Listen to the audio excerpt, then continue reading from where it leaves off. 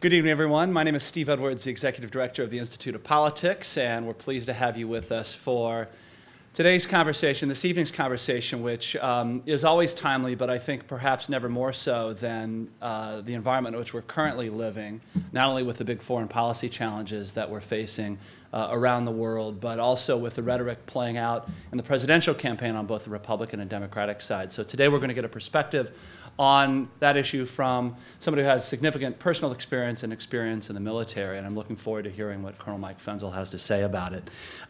Before we actually do a formal introduction of Colonel Fenzel, I want to first of all acknowledge and recognize the many veterans and servicemen and women who are with us here today for this session, and many of the ROTC cadets who are with us here. Please join me in giving them a round of applause and thanking you for your service here. It's great to have you with us. Tonight's event is on the record, and it's one in a series of conversations that we do, as many of you know, on a regular basis here at the IOP, where our goal is to have an open dialogue on key issues of the day across the political spectrum. This will be another in a series of events that you can find out more about online at politics.uchicago.edu. You can also watch a video of this online as well and sign up for our newsletter, which will get you up to speed on all the other things that we have coming up in the weeks ahead. Without further ado, let me introduce Charles Mollinger, who is a first-year MBA student here at Booth, graduating in the class of 2017 next year. He hails from St. Louis, Missouri, so not far from my hometown of Kansas City, and I won't hold that against him. He graduated from West Point in the class of 2010, where he studied Spanish, French, and civil engineering. He was an active duty field artillery officer from 2010 to 2015, and spent time in Afghanistan from 2012 to 2013, where he earned a Bronze Star. He's now studying, as I mentioned, at the Booth School and plans to graduate next June, concentrating in finance and strategic management. So please join me in welcoming Charles to get our program formally started. Charles?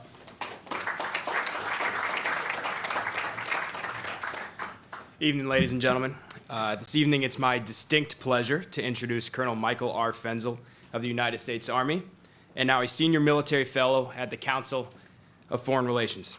Colonel Fenzel has most recently served as the Chief of Staff of the 82nd Airborne Division.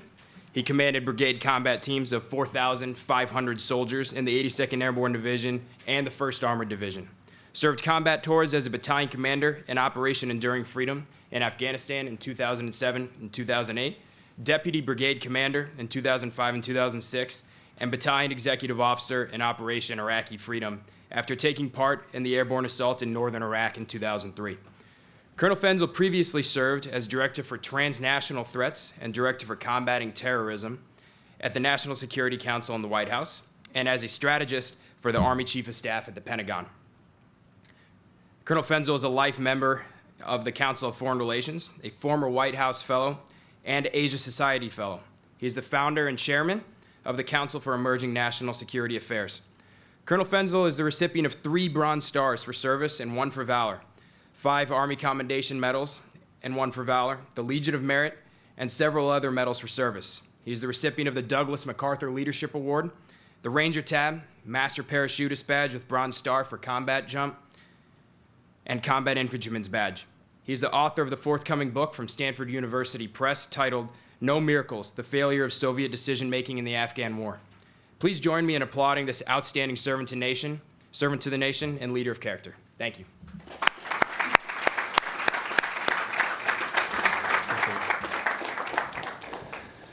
So first of all, thank you for that way too kind introduction. And if I could have talked to you before and shortened it, would have done that certainly. Look, I also want to thank the IOP for having me here. It's a tremendous honor to be here and have a chance to chat with you this evening.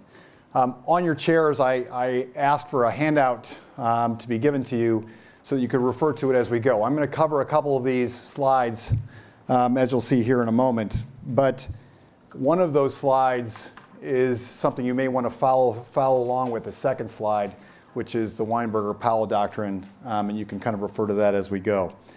But just to give a little bit more background that's germane to what I've done, I've been on active duty for just under 27 years, and during that time I've deployed on 6 different occasions as part of military interventions around the globe. What I'd like to do this evening is to talk a little bit about the theory and the practice of military intervention.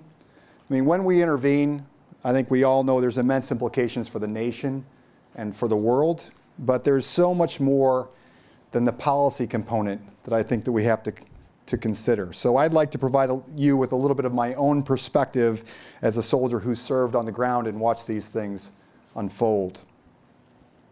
So the first thing I'd like you to do is to consider the quote there from Karl Clausewitz, who of course is one of the world's great military theorists. I think it's especially poignant for what we're going to be discussing here, because as a country over the last 50 years, I don't think we've had our senses about us as often as we should when it comes to intervention. So I'm going to start out by presenting you with a 30-year-old construct as a guide as to how we might think about military intervention, and in particular, when to intervene, when not to intervene, perhaps how to intervene, and then when to leave, which is perhaps the most difficult question to answer.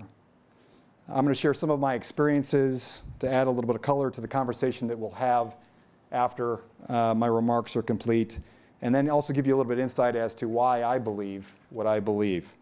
Then as we go, I'm going to offer some lessons and recommendations, and probably more often than not, observations.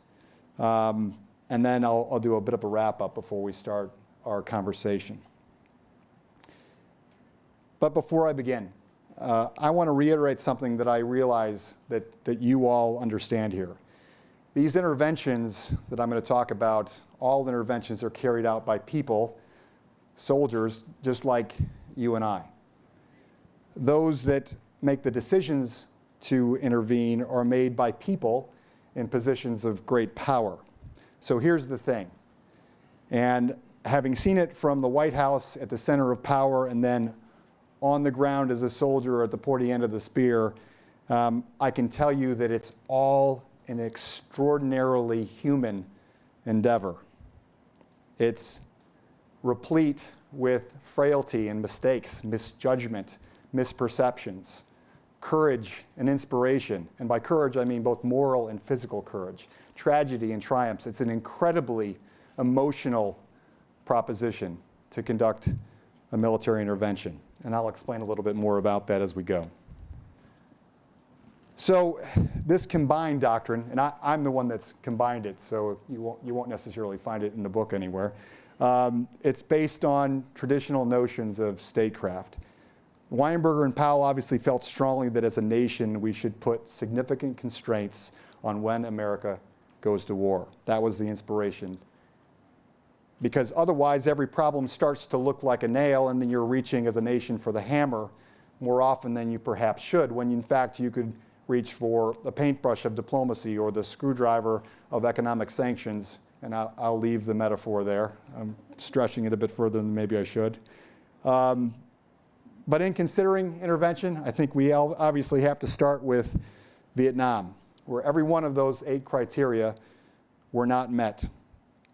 And then after we said never again, following Vietnam, 10 years later, the tragic U.S. intervention in Lebanon in 1983 that ended with the death of 241 Marines after a suicide bombing attacked their barracks.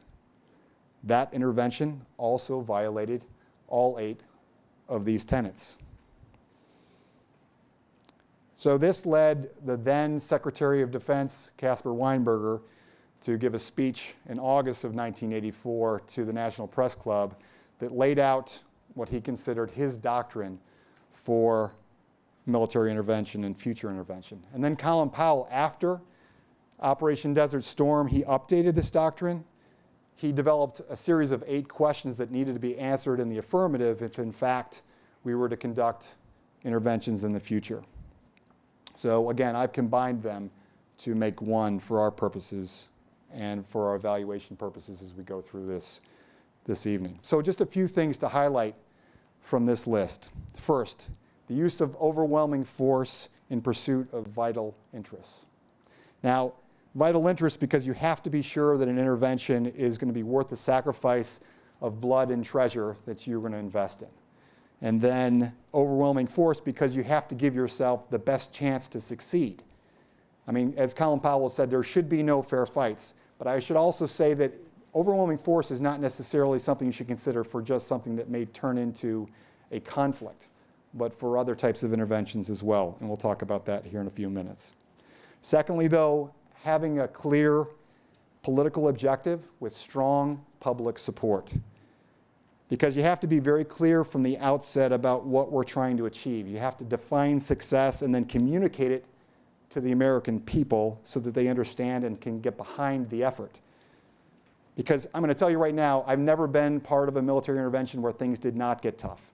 And you should simply assume that they're going to get tough. And without the support of the American people, if they don't understand why you're there, what you're doing, and what you're trying to achieve, then success is going to be elusive, however you define it.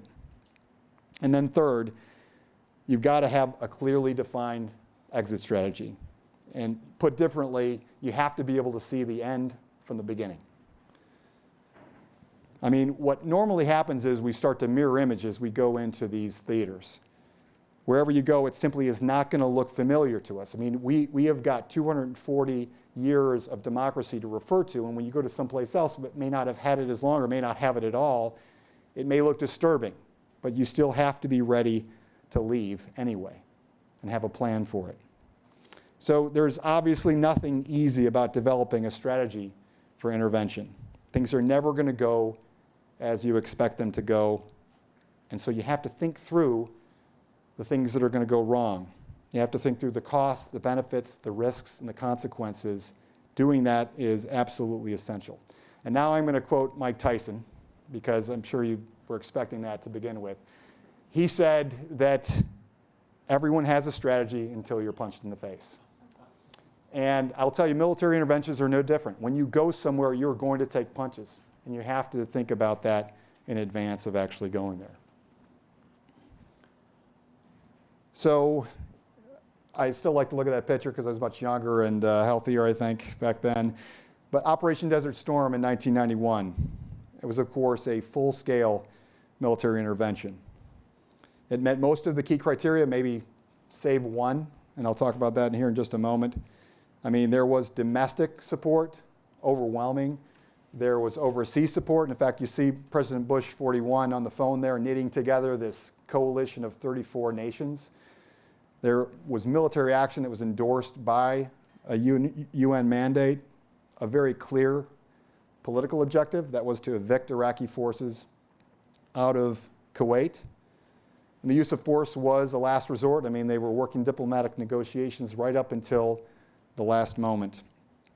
And of course, there was an overwhelming degree of force that was committed. 540,000 troops were on the ground before the ground war began. To put that into perspective, we now have less than 490,000 soldiers on active duty in the Army. So an amazing statistic. Now, it's maybe not as clear whether or not liberating Kuwait was in our vital interests, but you could make the argument that, of course, protecting the energy stores found in Saudi Arabia and calming the other Arab nations was important. But I would say there's something else to be considered as well, and that is the judgment that was exercised by President Bush 41 at the time. He knew this was right after, you have to consider historical context as well. This was right after the wall had fallen. And the whole country was watching to see if we would lead.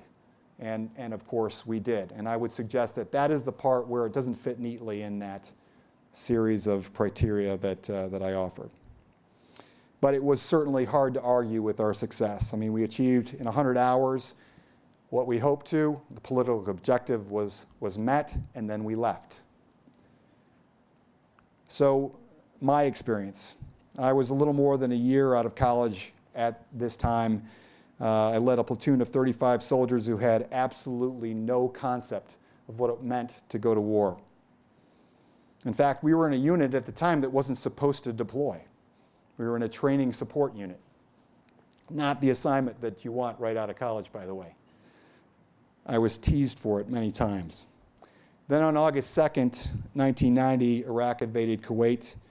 And I remember sitting on an ammo crate right outside of my unit's headquarters on the sidewalk, cleaning my rifle. We had just worked all week conducting what's called a series of live fire exercises. And I was listening to the radio at 11 o'clock at night and heard that this had happened. And I also remembered thinking, okay, well, I remember how this will affect our unit. Less than 2 weeks later, we were in Saudi Arabia, working our way slowly towards the border of Iraq. These are very quick transitions. You've got to be prepared as a unit. And it was a shock to our unit, but we had tremendous leadership within it. So when we arrived there for 6 straight months, we prepared, we worked hard, we tried to get better a little every day, and we were singularly focused on what was ahead. Now, you look at the picture off to the far right. The story behind that is just minutes before we had found out that the war was over. So we were jubilant because just 2 hours before that, we were in the midst of a shooting fight. And look, obviously it ended sooner than we thought it would, but we were absolutely ecstatic that it had ended. And then just about 2 hours after this picture was taken, we were driving from Basra down into Kuwait. We saw 4 Republican Guard soldiers that had their weapons slung over their shoulders. We drove up to them. We asked them for the weapons. They handed them off to us. And then we gave them a case of bottled water and 3 days' supply of food. We waved at them as we drove away, and they waved and smiled at us. They were part of that group that we were in a fight with several hours before. So it just struck me as we were driving away, the contrast. What really was different at the human level? And the answer was nothing. And that is the certain way and largely why soldiers hate war more than anyone, I would suggest to you. But stark to see the differences and the contrast from shooting to acts of kindness like that. So Bosnia in 1995 was a peace enforcement operation.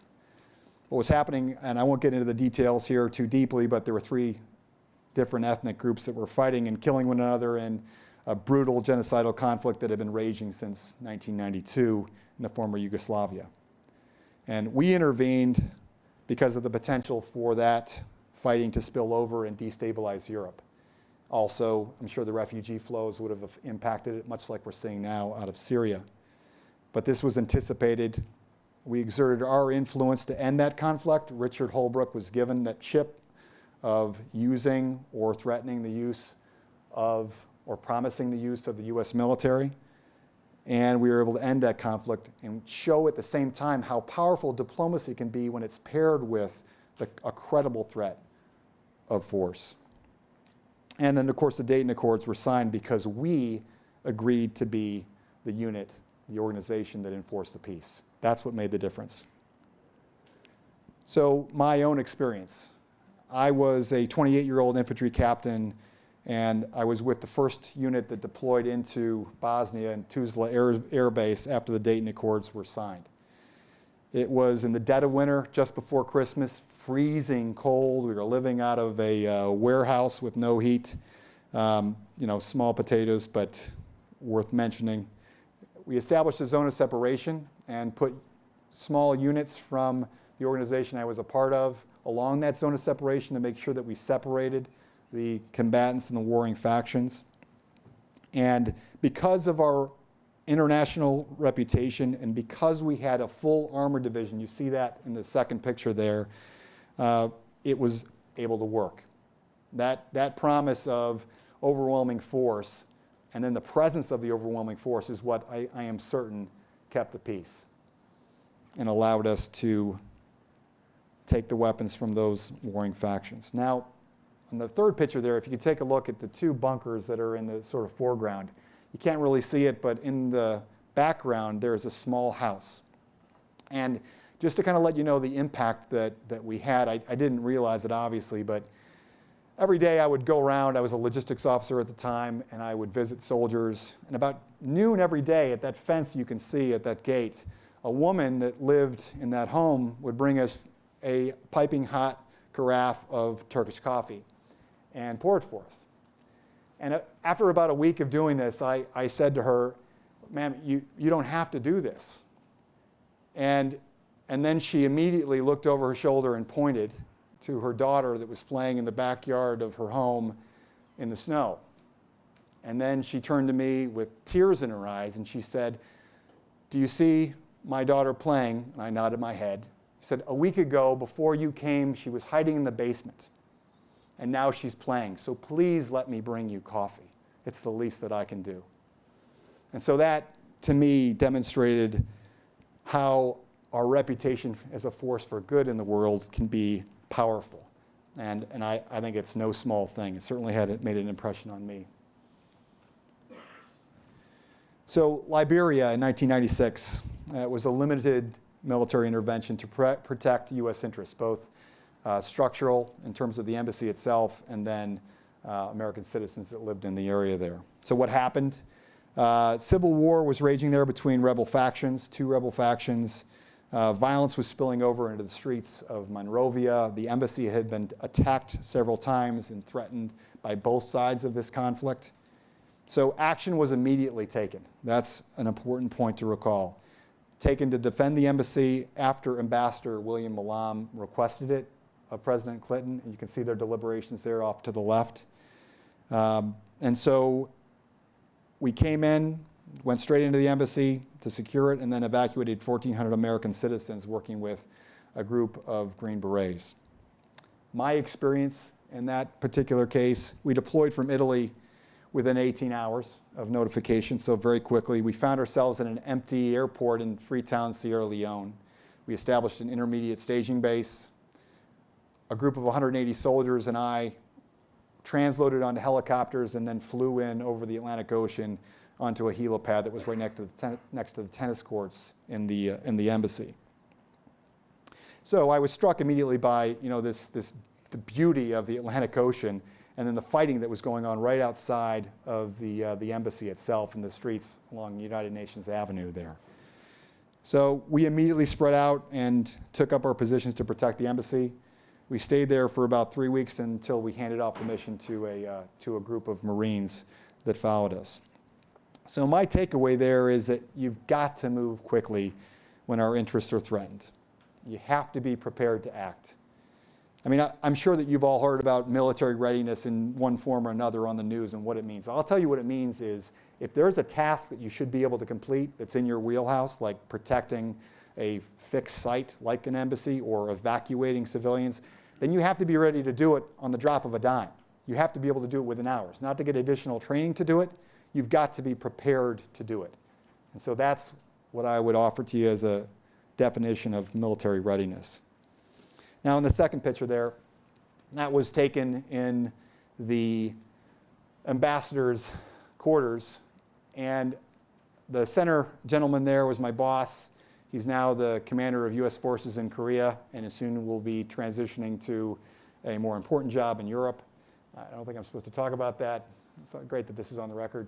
But about 30 minutes after this picture was taken, I went for a walk with my boss through the embassy compound. And in one of the office buildings, we went down into the basement into what looked like a large laundry room. And there was 4 Liberian men that were sitting in chairs with no shoes or socks on.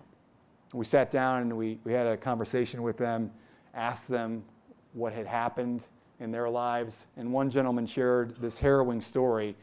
He said that 3 days before, he had left his house with his wife and 2 children, and they were fleeing an area that was in the midst of very heavy fighting when they looked up the road from where they were running and they saw a checkpoint. And of course, this gentleman knew what that meant. And so he gathered his family around him, gave them instructions on where to go and what to do, and then he pushed them down a side street. And he went towards the checkpoint. And when he got there, he was asked for his papers and his ID. And he said, well, I don't have them, but if I could go back to my house and get them, then I can bring them to you. I just live a few blocks away. They said, okay, that's fine. Take off your shoes and your socks and leave them here so we know you'll come back. And so he did so. And when he got a few blocks away, he ran all the way to the embassy because he knew what was going to happen next. So towards the end of this conversation, I asked him if, stupidly, if he knew how his family was, and he had tears streaming down his face. And then he looked at me and he said, when is the United States going to come here and save us?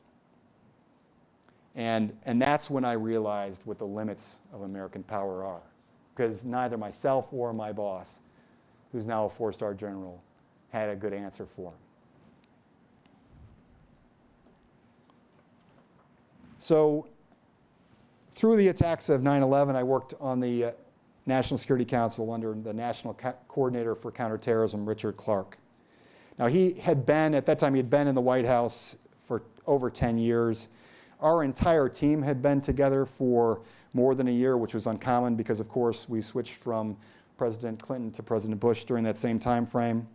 We had been together through the attacks and the management of the attacks on the USS Cole in September of that year before. My role that day was to assist in managing the crisis. So this was the first crisis for a Bush administration that had been in position for a little less than 7 months. And I will tell you that it was managed uncommonly well. But senior leaders needed information to make decisions, and very, very little was known in those first hours after the attacks occurred.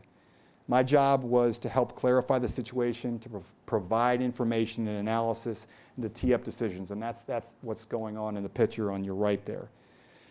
So for the Bush administration, the Powell Doctrine was cast aside that day because it precluded preemptive intervention. And they were squarely focused on preventing another major attack. It was a very human response. I saw this in Vice President Cheney's eyes as he watched each one of the World Trade Centers fall. I was looking in his eyes as that happened. I saw this in the President's eyes at 8:45 after he had addressed the nation and come down for the second National Security Council meeting in the bunker below the East Wing. They weren't going to let this happen again. And I have no doubt these feelings are what gave way to their preemptive doctrine that followed. So Afghanistan in 2000 started off right. Something that is not commonly understood. It began, a friend of mine was part of Delta Force, and they conducted the world's longest helicopter assault mission, 3,000 miles, where they were refueled in the air, and they took down the Taliban White House in November of 2001. This was, of course, the training ground for the Taliban, for Al-Qaeda. For those of you who are students of the just war theory, I would suggest that this was a just war by that measure anyway. Of course, the Taliban very stubbornly refused to hand over Al-Qaeda or bin Laden. The threat of force was extended, and then, of course, it was carried out. This didn't start as a counterinsurgency. But after 2003, we shifted attention away from this war, and it grew into one. And the trouble with counterinsurgency, in my experience, and there's others that have had it in this room as well, it takes no less than a generation to fight that kind of war. And when you consider the type of public appetite and political will that's required, it's very difficult from the outset even. So my experience, I had been a deputy brigade commander of a force that was about 6,000 from 2005 to 2006, and then returned 15 months later from 2007 to 2008. And you see the picture on the right there with myself and my command sergeant major, who is sort of like the right arm of a commander, your chief advisor. Rick Wyke is his name, extraordinary guy. And the painting in the center, it's a very special painting to me for a lot of reasons. Not allowed in the house for me, but it's an amalgamation of experiences and combat experiences specifically that occurred over the course of the 15 months that we were in Afghanistan. And it also includes, and this is the hard part for me, it also includes the faces of the 12 soldiers who were killed in action in my battalion. Now, there were another 169 that were wounded during that time. There was 124 that earned medals for valor, 2 of which were Distinguished Service Crosses, an extraordinary group. And when you hear people say that they served in the company of heroes, it's not a cliche. I mean, when it's true, and in this case, it certainly was. So the thing about war is especially when you're sitting in a commander's seat. And it doesn't matter whether you're in peacetime or war, you are the one that's responsible. They refer to it as the burden of command. I didn't really understand this until I was a battalion level commander in combat. You can't ever relax. I mean, normally the fighting goes on in Afghanistan, anywhere it did when I was there, between 11 o'clock at night and about 4 o'clock in the morning. And then you still got stuff going on the following day, right? So it's just constantly going on. There's never any opportunity to really kind of regenerate yourself. Someone asked me when I came back if I had been tired there. And I said, well, let me think. I hadn't even considered it. And then I realized and gave this answer. I said, look, I was no more tired than a mother running into traffic to pull their kids away before a car hits them. What was fatiguing for me was understanding that I was going to have to go into traffic tomorrow, next week, next month, and for over a year. That was difficult. So the invasion of Iraq in 2003 was, of course, a preemptive military intervention. There was no clear political objective to the war in Iraq other than regime change. Very little international support, borderline domestic support, divided country on that score, obviously, and certainly no overwhelming force. In fact, for those of you who recall, then Army Chief of Staff Eric Shinseki, during testimony, was asked how many troops it would require to invade Iraq, and he said several 100,000. Well, he found himself out of a job not long afterwards. There was virtually no thought given to the long-term consequences of invading and occupying Iraq. There was a sort of sense that we were somehow finishing the job that we'd started in 1991. There was also a strange, very difficult to describe how it manifested itself, but a strange sense of superiority that we felt. We just didn't consider the full consequences of going to war. And I take you back to that first slide in front of you there in the Clausewitz quote again. No one starts a war without first being clear on what he intends to achieve. In Iraq, political objectives evolved as time went on. Violence increased, and then we had a new objective: kill those that are killing us. This is not something that we had anticipated, and not an ideal military objective by any measure. So my experience, I was part of a unit called the 173rd Airborne Brigade out of Vicenza, Italy, that conducted a parachute assault into northern Iraq. About 1,000 of us were a part of that particular mission.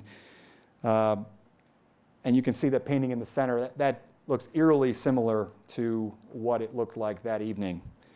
So 18 months after 9/11, I was standing in the door of a big jet waiting to jump out. There was a light off to my left. It was color amber. When it turns green, you start out the door. And I was thinking how ironic it was to go from Washington, D.C. to that point. So we moved after landing, we moved a few days later into the oil-rich city of Kirkuk, and we were greeted by people who were throwing flowers at us and into our vehicles in mid-April of 2003. And then by September, we were being targeted and taking casualties. Conditions change very, very quickly in a conflict.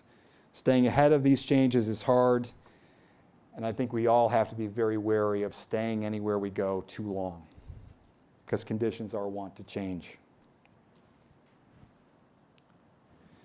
So 25 years later, we don't hear much about the Weinberger-Powell Doctrine any longer. It's become kind of an artifact of U.S. statecraft. After the conflicts in Iraq and Afghanistan, after taking over 5,000 casualties or killed in action in these two theaters, hundreds of billions of dollars that have been spent, it's hard to imagine there would be a more appropriate strategic doctrine for our nation to take on. And one of the problems with military intervention, I know I've sort of referred to it throughout, but let me sort of crystallize it here. One of the problems is that you just never know what will happen. Once the decision is made, it's out of the control of the president's hands. He has to depend upon his generals and his admirals and his troops to meet objectives and to accomplish the mission. The biggest problem with military intervention is the tendency for the mission to evolve and to morph, mission creep. I mean, it is a real phenomenon, and it is a real threat whenever there's an intervention that occurs. I mean, generals are not trained to lose or taught to fail. Politicians are loath to overrule generals that are forward in a theater of war. This leads to recommendations to keep going a little bit longer, one more year. This is the recipe for forever war. Troops like the ones that are in this picture here are responsible for continuing the fight. So if the experiences of our last 15 years in conflict have taught us anything, it's that the high bar for overseas intervention should be returned. I strongly believe that if we're to intervene, then there's always got to be a clear political objective, and once that political objective is met, then we should leave, if it's at all possible. There's dozens of reasons to say, and I will tell you this also, that with every passing day after that political objective has been met, that number of reasons is going to grow exponentially. The number of reasons, it's amazing what develops. But if you stay beyond that point, and I'm taking a page out of David Edelstein, the author of Occupational Hazards, out of his book right now when I say this, if you stay beyond that point and you become an occupying power, and then you've failed. So to finish up here, for those of you that have seen the documentary Fog of War, the former Secretary of Defense Robert McNamara spoke very eloquently and painfully about his searing experience in Vietnam. And I want to share his quote with you now.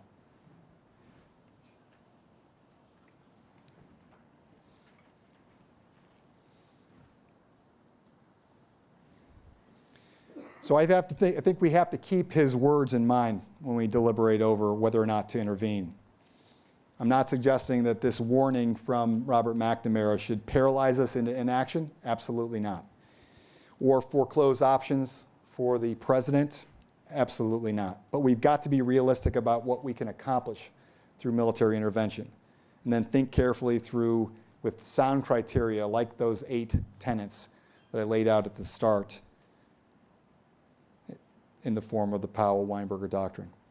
And so I've got a couple more pictures to share with you, but I want to caveat what I'm going to show you by saying that this is in no way political, editorial, or me taking a position or drawing a judgment on what occurred.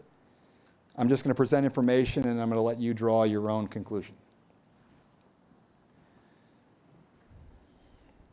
So in August of 2012, President Obama made clear that if red lines were crossed, then it would change his calculus in dealing with President Assad in Syria, and that was if he used chemical weapons on his people.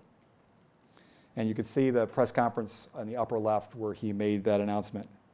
And then 9 months later, those red lines were crossed, and the brigade that I commanded in the 82nd Airborne Division was prepared to be the lead force for a military intervention. In fact, we rehearsed it, and the lower left is a picture of that rehearsal at the early stage of it.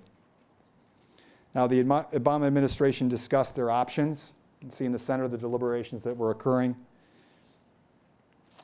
and decided not to intervene for a variety of reasons. I would argue also that it would have been a struggle to meet any of the 8 criteria that we went through at the start in the Powell-Weinberger Doctrine. So instead of deploying again to another war zone, myself and 4,500 of my fellow soldiers had the chance to spend more times with our families, and that's my family off to the far right. So I'm just going to close by saying, as we face a presidential election right now, I think the judgment of our next president in this arena of military intervention is going to be vitally important. And thank you very much for your time.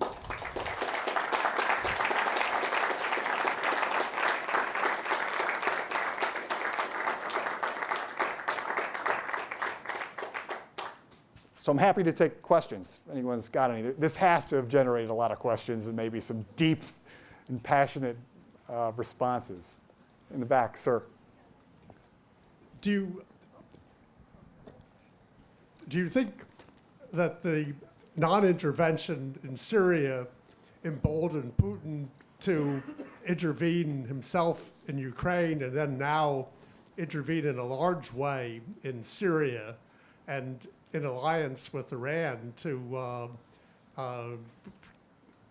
perpetuate the rule of Assad. And if there would be a response that meets the Powell-Weinberger doctrine, what kind of response would it be?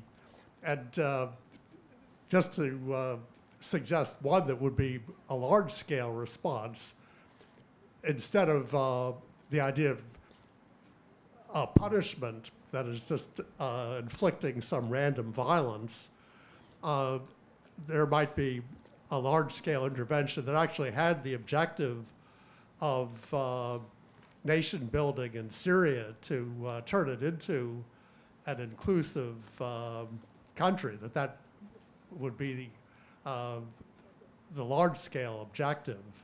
Well, it terrifies me to think of another nation-building project that we would potentially take on. But let me get back to the initial part of the question about whether or not our inaction emboldened Putin. Look, I think whenever you talk about and think about or consider military intervention, I think there's a window of time where it would be effective.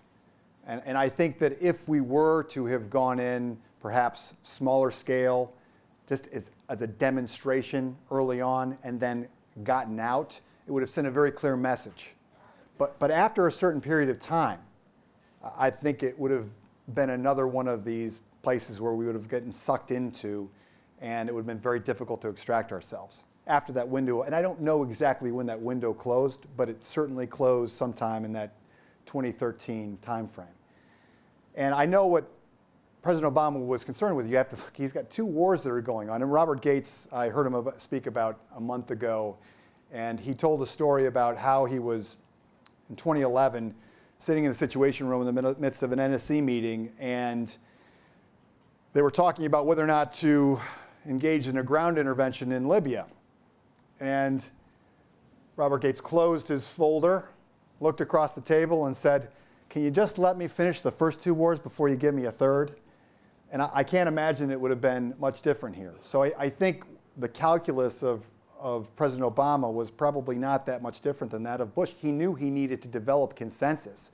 He also knew that there wasn't a public appetite to start yet another war. But it was certainly an opportunity that was seized by Putin. I mean, if he's nothing, he is a strategist and an opportunist, right? There's certainly no question about that. But I think also what happens in Syria, hasn't played out yet. And I have my own opinions on the decision that he made. I mean, my book is about the Soviet Union. So I understand the way some decision-making occurs in the Politburo. And I also understand exactly what unfolded to get them mixed up in Afghanistan in 1979. And I don't think that the decision-making there was much neater, getting mixed up in Syria. So I'm not sure that answers your question, but Syria is something that a large-scale operation is not something that I think we can afford to get engaged in because it would violate so much of this criteria. Please. Syria. So you said that it would violate, or that we wouldn't meet the 8 criteria. Right. But one of those being that we would have to have a credible threat that we'd have. So do you think that when Obama said that we would have to draw the red line and that we then didn't go forward, that we lost credibility in the future with impossible other conflicts? Look, I would be lying if I said it didn't have some impact. And as I understand it, that was when he had gone off script to mention the red lines. Look, he is a master at maintaining his options, right?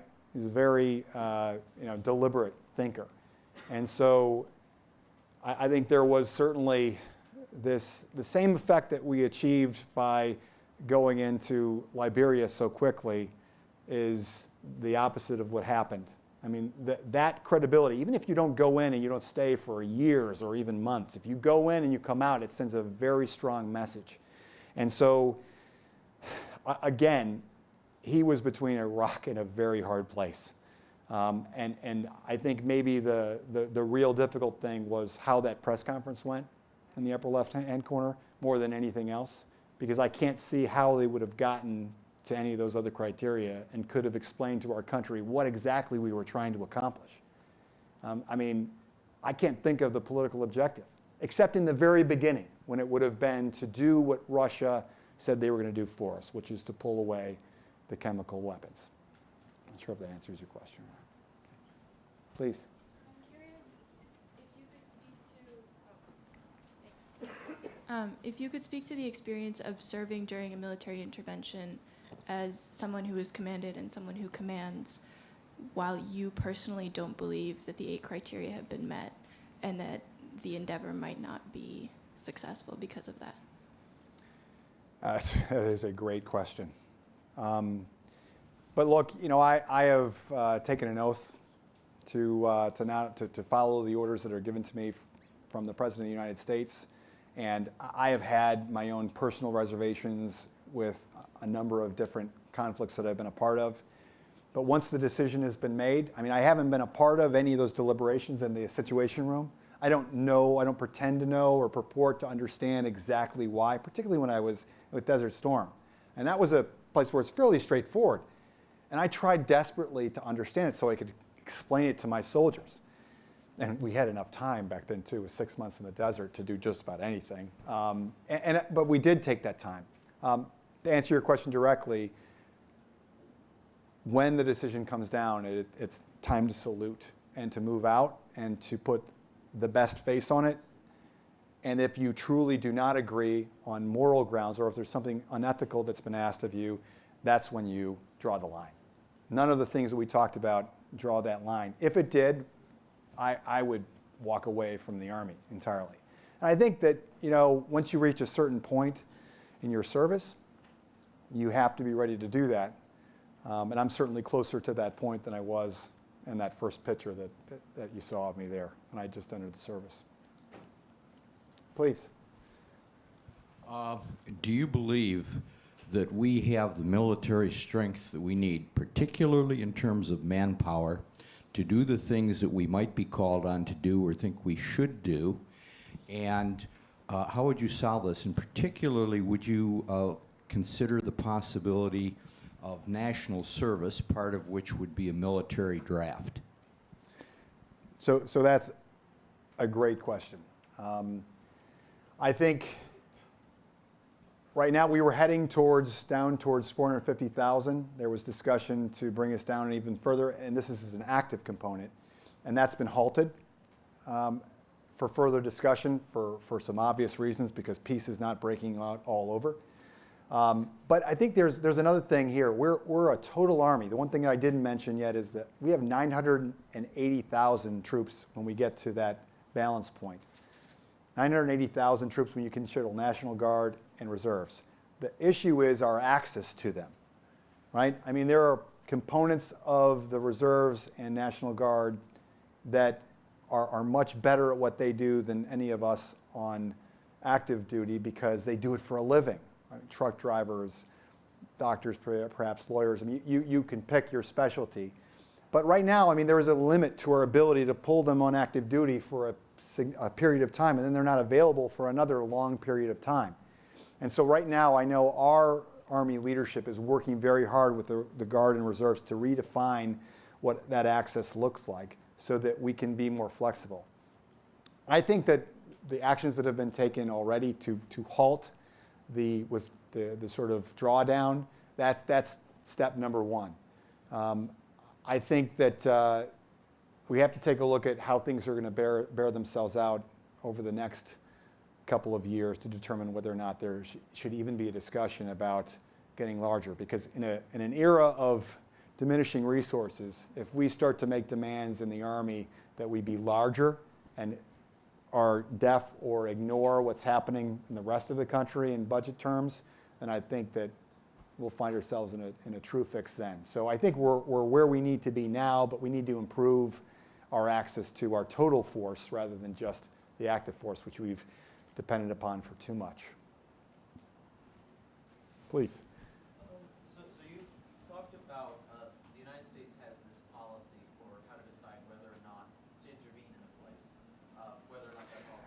Now, this is not a policy. It's what I suggest should become a doctrine or policy. Now, the problem as I go through this is it's violated about every 10 years, and after we get time and space in between us, and you see the nail and you want the hammer because that's what's most responsive, and you get the quickest sort of feedback, Yeah. that's what becomes a real problem. Okay, so my mistake. But what I was going to ask was, do you know some of the United States' big allies?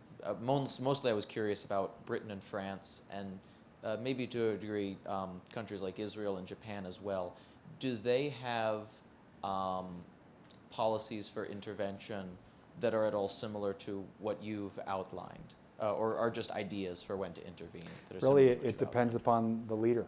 outlined? It really does. I mean, just to take you back a little bit in history, so when President Kennedy came into the office, he was handed a plan from arguably the greatest military leader in the history of our nation other than George Washington, Dwight Eisenhower. And the plan was for an invasion of Cuba, what became the Bay of Pigs. And he trusted the leader because of his greatness. And then he realized after that in fact this was his decision alone. And he had that searing experience in advance of the Cuban Missile Crisis, otherwise we might not even be in here talking right now. I think every leader, whether it's France or Great Britain, when that leader changes out, you've got a new set of criteria. There is unfortunately no policy in order. I don't think wherever you went, a new party comes in, they're conservative, they're Democrat, they're social, whatever it may be, you're going to find something different. Now, the one thing I will mention though is our collaboration by necessity, because we've gotten smaller, sure, but just consider this. Great Britain has gone from 180,000 soldier army down to 80,000. Now we're talking about bringing in one of their brigades into the 82nd Airborne Division just as an example to create efficiencies and closer alliances. Working closely with France, other European nations, land forces in NATO. I mean, and obviously that's more important now than ever because of how emboldened Putin has become after the Crimea and Ukraine. So yeah, I think that decision-making process shifts as leadership changes, but I think that the sort of structures that we put in place and the alliances that we develop, that's what can give us the real staying power in that form. Sir, I wanted to ask you, now that we're in the midst of the primary season, we have a would-be candidate for president who's advocating the use of torture. And I don't bring him up to belittle him or, to get a laugh, but he's basically said we need to go a lot deeper than waterboarding. I wanted to ask you, and this ordinarily wouldn't be a question for a soldier, but I wanted to ask you, in your opinion, how much Abu Ghraib hurt the United States military in Iraq? Dramatically. There's no question. I mean, look, I told a story in here about how our reputation as a force for good in the world, how powerful that was. That was just a drop of sand in the ocean. But when something like Abu Ghraib happens, it parts the seas in negative terms, and that's what Abu Ghraib did. It set back not only our military, but our nation by a decade. And I think we're still feeling that because that is the one memory, that is the one image that many people in the Middle East have of the United States or in Asia. And that is something that we've got to find a way to move beyond. But the only way to move beyond it is to develop leaders and soldiers, troops of character. And that's a challenge all those that wear the uniform have, and all those that are moving towards a career in service have as well. I mean, I think that's a collective challenge, not just for us, because that was as reflective of our society as it was just the military, as most things are. Please. Could you just expand on that? Yeah, could you just talk more about that and how what do you think people should do? What do you think our military should do to kind of make up for those mistakes and kind of have better leadership and better area knowledge and better ability to win public support of the locals? Yeah. So Well, there's two components to that, right? There's the international component to address the damage that's been done to our reputation internationally, and that's you have to have enough forces to engage internationally so that those misconceptions can be resolved, right? So trust can be developed. I also think that, when I talked about the reserves and the National Guard, and they're in our communities, right? And so I think you hit on something, right? This focus on character, this focus on values, actively, not just talking about it with PowerPoint or something like that, but actively addressing this as among our highest priorities. And I know that our Chief of Staff feels very, very strongly. But that's also why this greater access is so important. So we develop partnerships between our active, our National Guard, and our reserves so that we can work together and share the lessons that we've learned. I mean, because in the Army specifically, we've had tremendous challenges, as you all know, with sexual harassment and sexual assault. We've had to address that head on.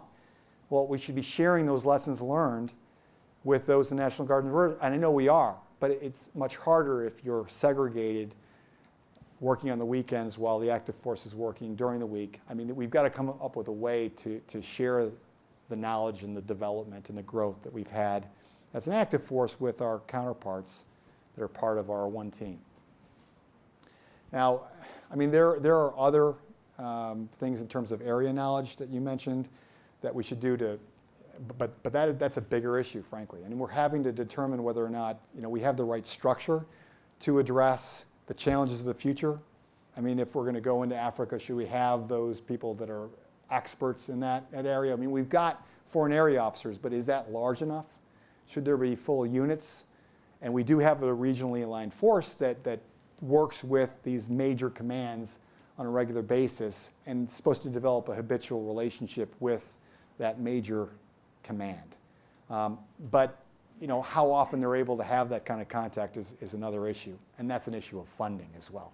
So there's more that we could do, but structurally I think we're certainly on the right track, and that concept of a regionally aligned force is a big step forward, because I think that we call it phase zero operations in the military. That's what you do before a conflict ever erupts to prevent it from ever happening. And I don't know about you all, but I far prefer that. It's just that is much more expensive, and you don't see the results. That's the real challenge. Please. Two questions. Do you see a third world war coming anytime soon? And no. The second question is, what should we think about China and its military power? So the World War, I mean, look, I understand. I've had soldiers that I served with 20 years ago, almost 30 years ago, who've asked me, should I be concerned for my family? And I think we should only be truly concerned if we have leaders that are not principled and don't have character. As long as we've got that, then I think we're always going to have those that make the right decisions in advance of something becoming cataclysmic. There are concerns, obviously. I'm not as concerned necessarily with China as I am with North Korea, just because of who is in that position right now. Look, here's one of the indicators. Do we have engagement with our counterparts in the Chinese Army, Chinese Navy, Chinese Air Force? We do. When those sorts of engagements and interaction, when that stops, then there's great concern. I mean, I'm not going to provide you with my feelings on the deal with Iran at all. I know that would be a polarizing thing to mention in this group especially. But I will say that having engagement is the best preventative medicine to misperception and misjudgments. And I mean, I've written a whole book on a war that started because of misperceptions and misjudgments, guessing wrong. And so whatever it takes to have continual dialogue and engagement, I think that's what we need to do. And we need to do more of it with Russia, more of it with China, more of it with Iran. That would be my own position just from a soldier's perspective, because I know what can happen when you stop talking. I know how upsetting it is to some to say, well, we can't talk to them because of what they're doing. Look, I got it. But I also had opportunity to listen to the director of MI6 for 34 years, and I asked essentially the same question. And he said, look, for 34 years, I've been dealing with unsavory characters. So, of course, we have to talk. When we stop talking, that's when bad things happen. I think that his answer probably provides you with a better feedback than my own answer to you. Please.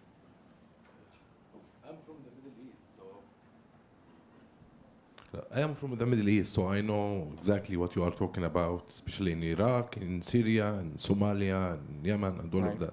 So I want to ask you two things. The first thing is, are you happy from the results of this war, especially in Iraq? Now we have Iraq with no government.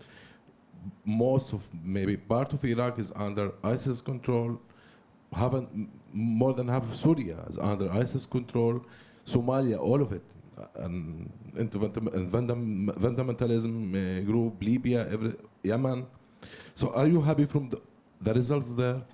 And the other question is, if you are going to those people whom you are trying to help, I can understand how much important to liberate Kuwait and to end the bad regime of Saddam Hussein and all of that. But if you are going to those people in Iraq or in Syria or in Somalia and ask them, are you happy from the results? In Iraq? In Iraq, especially. Yeah. Well, the answer, absolutely not. I mean, look, I think that that most people close to the subject would believe that are leaving Iraq because Maliki believed it was time for us to go. That was, perhaps the time at which you introduced an opportunity for ISIS to move forward. Obviously, also the close relationship, the developing relationship seems to be occurring with Iran is concerning. ISIS, although being rolled back, not rolled back fast enough.